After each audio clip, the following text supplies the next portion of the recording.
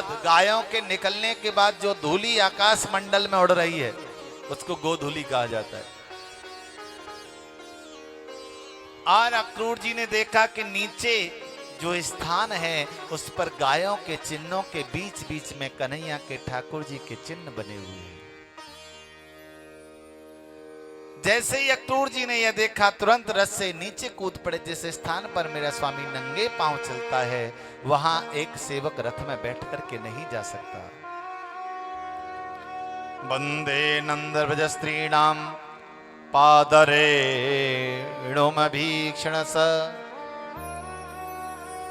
गच्छनंद व्रजम तत्र सुतावान कदंदो में आसातेता विहानेन रथेना नयमाचिरम। आज जैसे ही ब्रजमंडल में पहुंचे, कन्हैया के चरणों को देखा तो अक्रूर जी उस पृथ्वी पर लोट लोट करके जा रहे हैं, साष्टांग प्रणाम करते हुए जा रहे हैं। जहां मेरे आराध्य, जहां मेरे परमात्मा नंगे पांव चलते हैं वहां यह दास पैदल भी चलने का अधिकारी नहीं है। और भगवान के उन चरणों का अनुकरण करते करते श्री अक्रूर जी महाराज गौशाला में पहुंच गए। हाँ, जैसे ही गौशाला में अक्रूर जी पहुंचे तो देखा सामने कन्हैया गौ माता की सेवा कर रहे हैं। हृदय भराया, वाह रे विधाता, जो कन्हैया गौ सेवक है, गायों की सेवा करता है, आज मुझे पापी बना करके कंस ने उसी को मारने के लिए, बुलाने के लिए भेजा है। जैसे ही कन्हैया को देखा, एकदम से कन्हैया को देख करके अक्रूर जी भगवान के चरणों में गिर गए। ठाकुर जी ने नेत्र खोले और नेत्र खोल करके देखा, तुरंत चरणों से उठा करके अक्रूर जी को हृदय से लगा लिया। अक्रूर जी कहने लगे, नहीं कन्हैया, मैं दुराचारी हूं, मैं अधम हूं, मैं पापी हूं, बस मेरे ऊपर इतनी कृपा कर दो कि तुम मुझे अपने चरणों में स्थान दे दो। कन्हैया ने कहा, काका जी आप हमारे काका हैं, आपका स्थान चरणों में नहीं अपितु हमारे हृदय में है। अक्रूर ने दोनों हाथ जोड़कर कहा, कन्हैया कन्हैया, आज मैं तुम्हें तुम्हारे हित के लिए नहीं अपितु अहित के लिए बुलाने आया हूं। कन्हैया मेरे अपराध को क्षमा करना। लाला कन्हैया, कंस ने मुझे तुम्हें लाने के लिए भेजा और मुझे पता है कंस तुम्हें बुला करके जीवित नहीं छोड़ेगा। कन्हैया ने कहा, काका मुझसे तो ये बात कह दी, लेकिन मेरे बाबा और मेरी मैया से मत कहना, क्योंकि अगर मैया को पता चला, बाबा को पता चला तो अधीर हो जाएंगे। उनके जीने का सहारा केवल मैं हूं।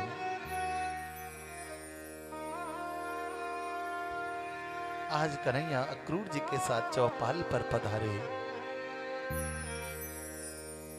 बाबा के साथ में वार्तालाप करने लगे।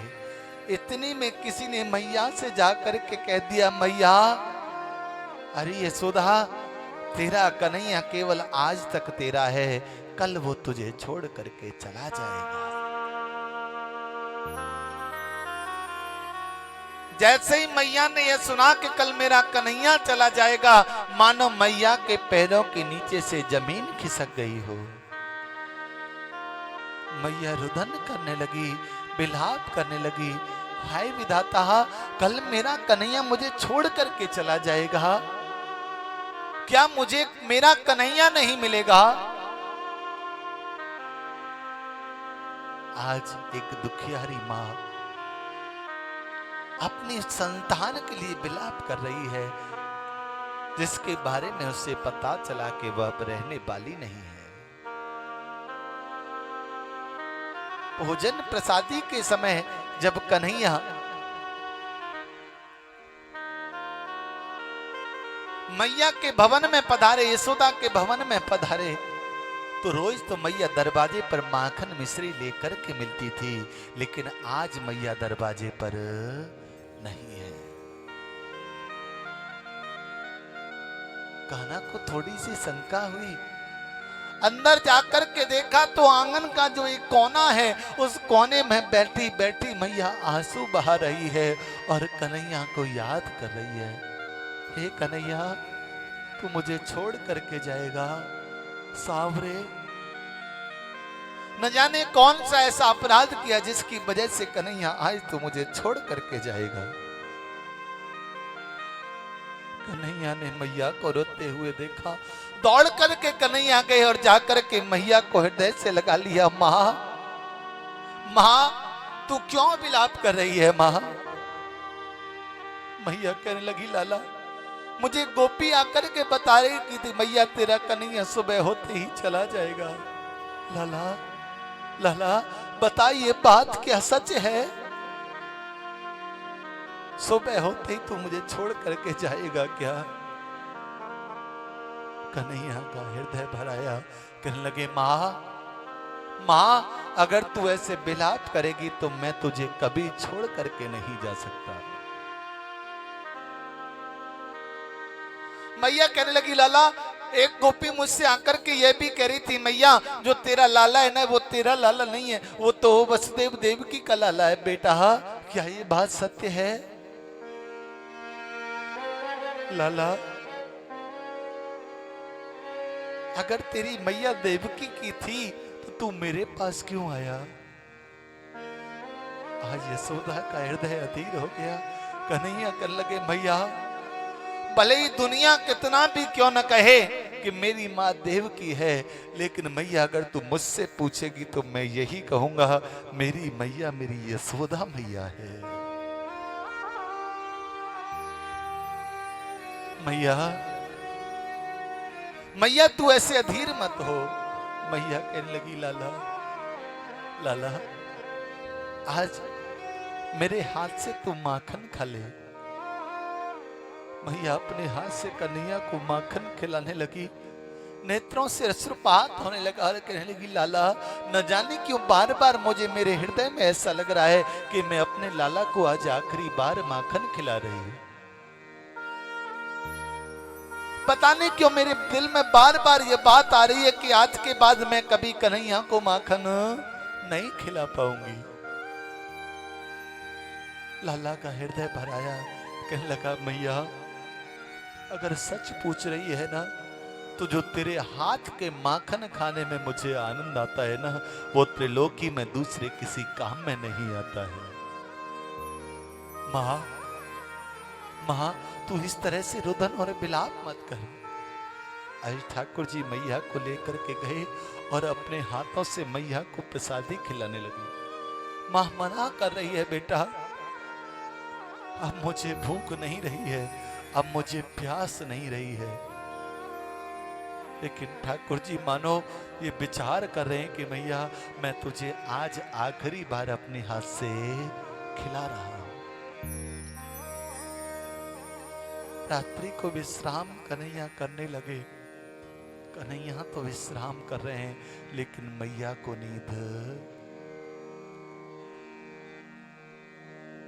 जिस दुखियारी का बेटा कल प्रातः काल चला जाएगा, उसे नींद भला कैसे आ सकती है? जहां कन्हैया सोई हुए थे, थोड़ी दूर जाकर के मनैया एक खम्भे का सहारा लेकर के रुदन कर रही है। हाय विधाता, विधाता, कल मेरा कन्हैया चला जाएगा। हे विधाता, जीवन में कुछ ऐसा क्यों नहीं होता कि कल का सूर्य उदय ही न हो? ये रात्रि में ही मेरा जीवन कट जाए, मेरा कन्हैया के सामने मेरी आंखें बंद हो जाए, मुझे और कुछ नहीं चाहिए।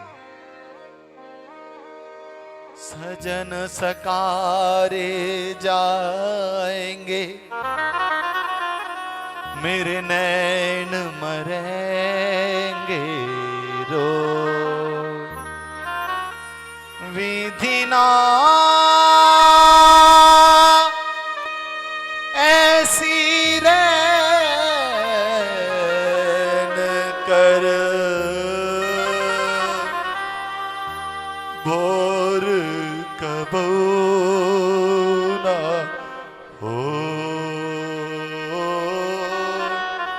घोर कबो ना हो। आज मैया दोनों हाथ जोड़ करके कह रही है, हे विदना, हे परमात्मा, कुछ ऐसा कर दे कि कल सुबह का सूरज ही न उगे, जिससे मेरा कन्हैया मुझे छोड़ करके न जाए। कन्हैया सोए हुए कानों में मैया का करुण क्रंदन गया। एकदम झटके से उठे और देखा बराबर में मैया नहीं है। दौड़ करके कन्हैया ढूंढने लगे, मेरी मैया कहाँ है? तो जाकर के देखा उस 84 भवन के खंबे में, एक खंबे से लिपट करके मैया रो रही है। मैया को रोता देख करके लाला का हृदय भर आया और मैया को हृदय से लगा लिया। मैया, इस तरह से तू खम्बे खम्बे से जाकर के रोएगी तो तेरे कन्हैया का क्या होगा? मैया कहने लगी, लाला, लाला, तू इसीलिए छोड़ करके जा रहा है ना क्योंकि मैंने तुझे एक तनिक से माखन के पीछे और सांटी लेकर के दौड़ा दौड़ा करके तुझे पीटा था, तुझे उखल से बांधा था लाला, इसलिए मुझे छोड़ के जा रहा है।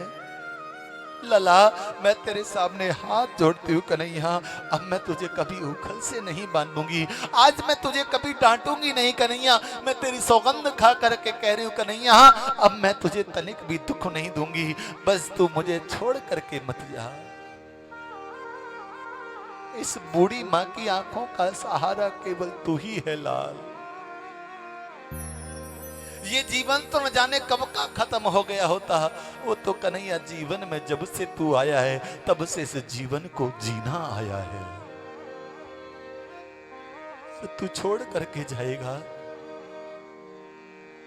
आज कन्हैया अधीर हो गए और मां से कहने लगे, मां,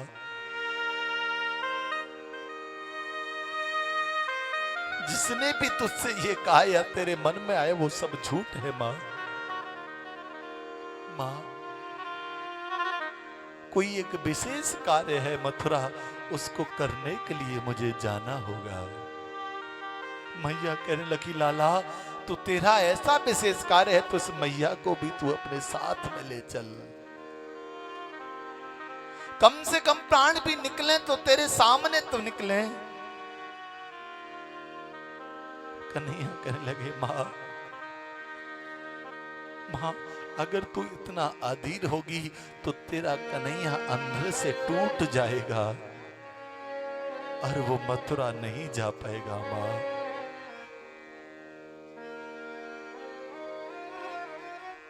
पूरी रात मैया और कन्हैया को रोते रोते बीत गई। आंखों में नींद नहीं है। जैसे ही ब्रह्म मुहूर्त में गोपियों को पता चला कि उनका कन्हैया छोड़ करके चला जाएगा, गोपियों ने आकर के पूरे नंद भवन को घेर लिया। हमारा श्याम, हमारा कन्हैया हमें छोड़ करके नहीं जा सकता। गोपियां विधाता से यही कह रही है, विधाता, भले ही हमारा जीवन ले ले लेकिन हमारी आंखों को रहने देना, ताकि कम से कम हम अपनी आंखों से कन्हैया का दीदार कर सके। कागा सब तन खाइयो, मेरो चुन चुन खाइयो मां, दो नैना मत खाइयो,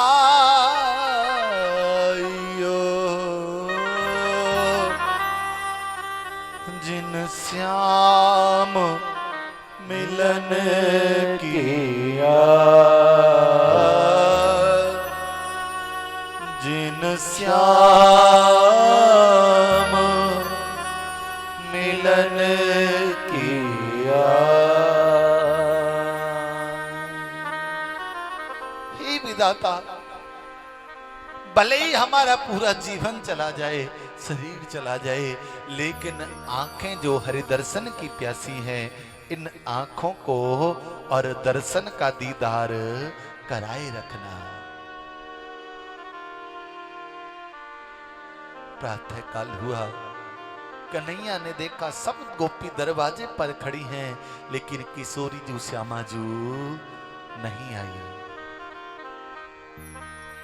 आज कन्हैया श्यामा जू से मिलने के लिए जहां किशोरी जी विराजमान है यमुना के तट पर पहुंचे। नेत्रों से अश्रुपात हो रहा है। जिस किशोरी का मुख देदीप्यमान रहता था, अब वह मानो किसी कमल के फूल को तोड़ करके फेंक दिया है और सूरज की धूप लगने के बाद वो कोमला गया है। ऐसा मुखमंडल किशोरी का बना हुआ है। झरझर आंखों से आंसू बह रहे हैं। कन्हैया ने किशोरी को देखा और कहा, श्यामा। जैसे ही कन्हैया की आवाज कानों में पड़ी, एकदम से फबक फबक करके और किशोरी जी रोने लगी। कन्हैया, प्यारे श्याम सुंदर, तुम्हें तो बहुत पहले से पता था कि तुम जाओगे, लेकिन तुमने एक भी दिन ये बताया नहीं कि तुम हमें छोड़ करके जाओगे। कन्हैया अधीर हुए और कहने लगे, श्यामा जू,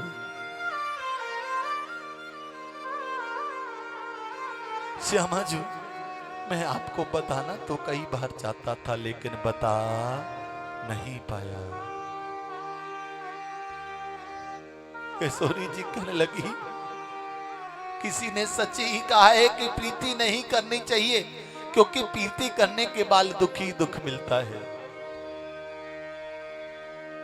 जो मैं इतना जानती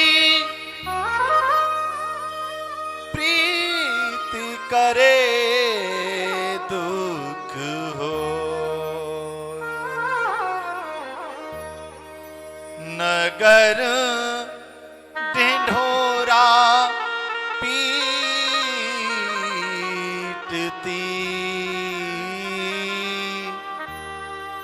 प्रीति न करिए को, प्रीत न करिए को,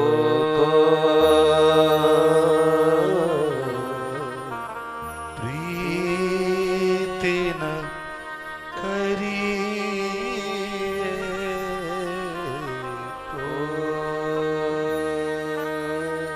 आज किशोरी जी के नेत्रों से अश्रुपात हो रहा है और कहने लगी, कन्हैया, मुझे पता होता तो इतना प्रेम इतना स्नेह तुम्हारे साथ नहीं जोड़ती। प्यारे, यूं मझधार में छोड़ करके तुम चले जाओगे। क्या कभी एक बार सोचा भी कि तुम्हारे बिना ये राधा कैसे रहेगी? देखने में दुनिया को दो तन भले ही लगते हो, लेकिन हृदय एक है, आत्मा एक है। और वो हृदय, वो आत्मा जब तुम्हारे साथ चले जाएगी तो ये राधा, ये श्यामा तो प्यारे निष्प्राण हो जाएगी। इसके जीने का कोई सहारा नहीं बचेगा। ठाकुर जी कहने लगे, किशोरी, आज वो समय आ गया है जिस समय का श्राप तुम्हें और मुझे लगा था। श्राप बस हम लोगों को 100 वर्ष तक दूर रहना है। और किशोरी जी, इस कार्य में तुम मेरा साथ दोगी ना? एक किशोरी, मेरा आपसे एक निवेदन और है, उसे स्वीकार करोगी ना? किशोरी जी कहने लगी, कन्हैया, अब तो केवल इतना निवेदन कर दो कि ये दासी अपने प्राणों को अभी त्याग दे, क्योंकि बिना श्याम के जीवन नहीं है।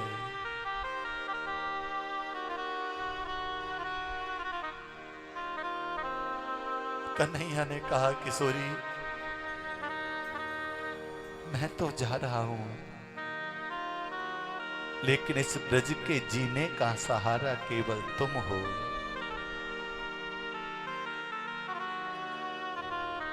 किशोरी, इस जीवन के जाने के बाद, मेरे जाने के बाद ब्रज को संभालने का दायित्व मैं तुम्हारे कंधों पर देता हूं।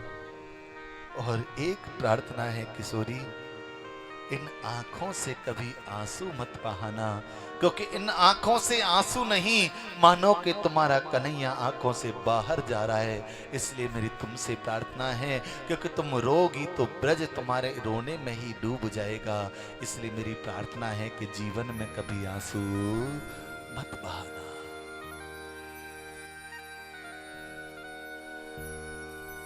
आज समस्त ब्रज गोपियां व्याकुल है, अधीर है। हमारा कन्हैया, हमारा सवरिया हमें छोड़ करके जा रहा है। कुंज कुंज ढूंढत फिरी, मिले न दीन दयाल। प्राणनाथ पाए नहीं, विकल भई ब्रजवाल। विकल भई ब्रजवाल।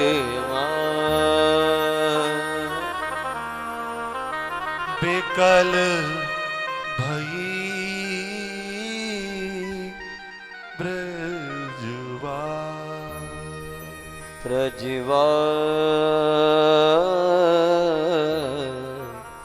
विकल भई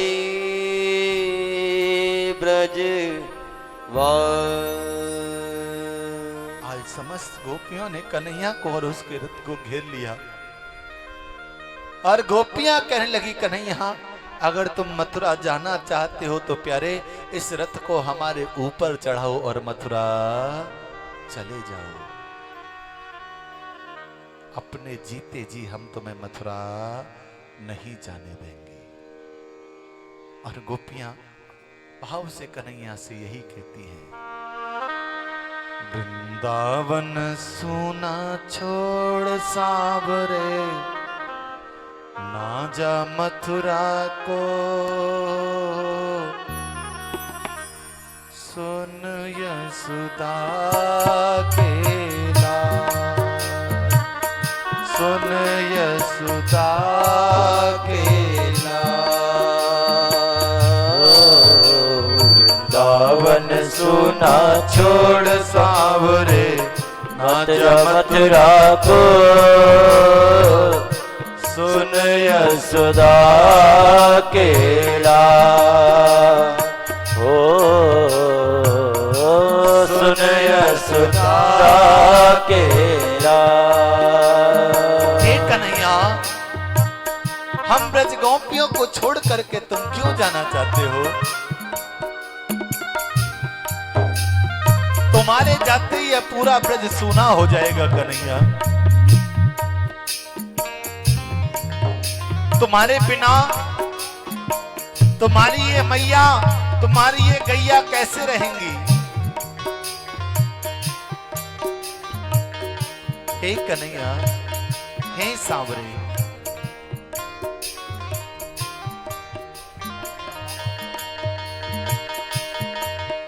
मैया तेरी मोहन रो रो के कह रही। मैया तेरी मोहन रो रो के कह रही। मैया तेरी मोहन रो रो के कह रही।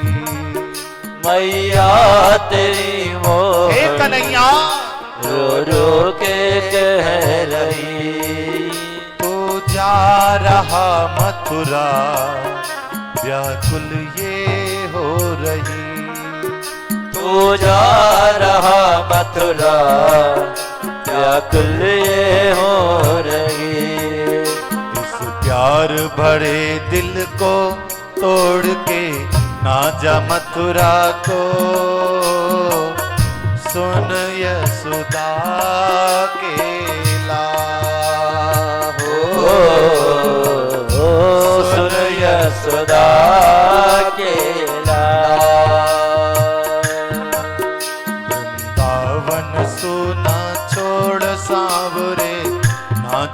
मथुरा को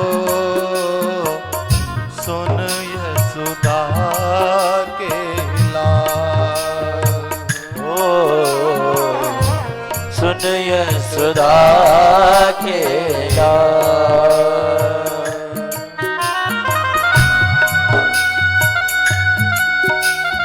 हे श्याम सुंदर, हमारी मटकियों में भरा हुआ जो माखन है, इसे अब कौन खाएगा?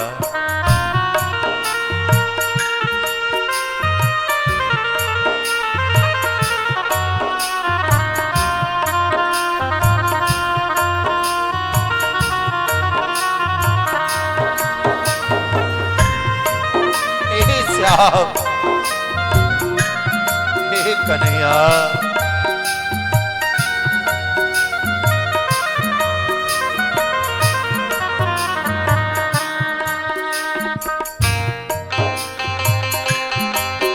श्याम सुंदर,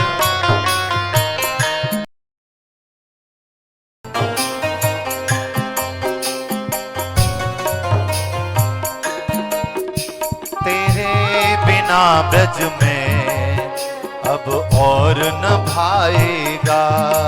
ओ तेरे बिना ब्रज में कोई और न भाएगा।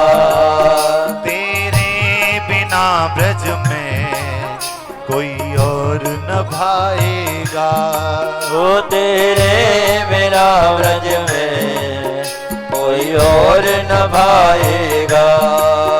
तेरे बिना कान्हा माखन कौन खाएगा। तेरे बिना कान्हा माखन कौन खाएगा। ओ तेरे बिना कान्हा माखन कौन खाएगा। ओ तेरे बिना कान्हा माखन कौन खाएगा। इस प्यार भरे ब्रज को छोड़ के ना जा मथुरा को, सुन यशोदा के लाल। ओ सुन यशोदा के लाल। वृंदावन सोना छोड़ सांवरे ना जा मथुरा को, सुन यशोदा के लाल। सुन यशोदा के लाल। सुन यशोदा के लाल। आई सब ब्रज गोपियां धीर है कन्हैया। ओ सावरे प्यारे, तू छोड़ करके जा रहा है।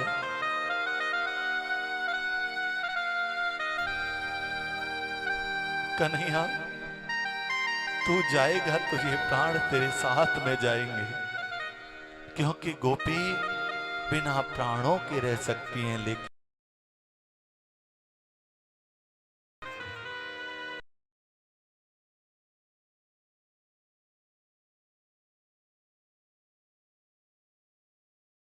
श्याम दरस की लालसा है।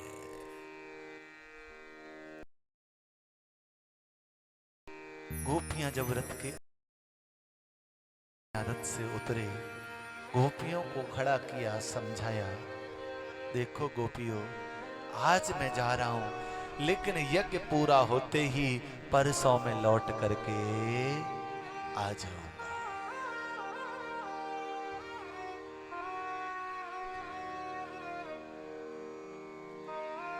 आज कन्हैया पैदल पैदल चल रहे हैं। धीरे धीरे रथ आगे बढ़ा, कन्हैया रथ में सवार हो गए। गोपियां भी रथ को पकड़ करके चल रही हैं। जहां तक ब्रज की सीमा थी वृंदावन की, वहां तक तो गोपियां गईं, और उसके बाद जाना स्वीकार नहीं किया।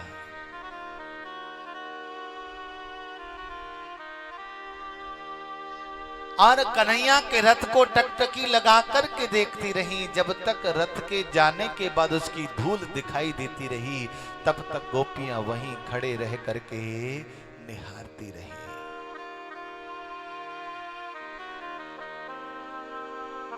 और जब कन्हैया कि वो रथ की ध्वजा और धूल दिखना बंद हो गया, तो गोपियां वापस अपने वृंदावन आ गई। सच में धन्य है गोपियों का प्रेम, गोपियों की भक्ति, गोपियों की कामना। शायद ही कोई गोपी जैसा भाव बना पाए। और जीवन में ईश्वर से यही प्रार्थना, गोपी बने न बने, लेकिन गोपियों के चरणों की धूल हमें जरूर मिल जाए।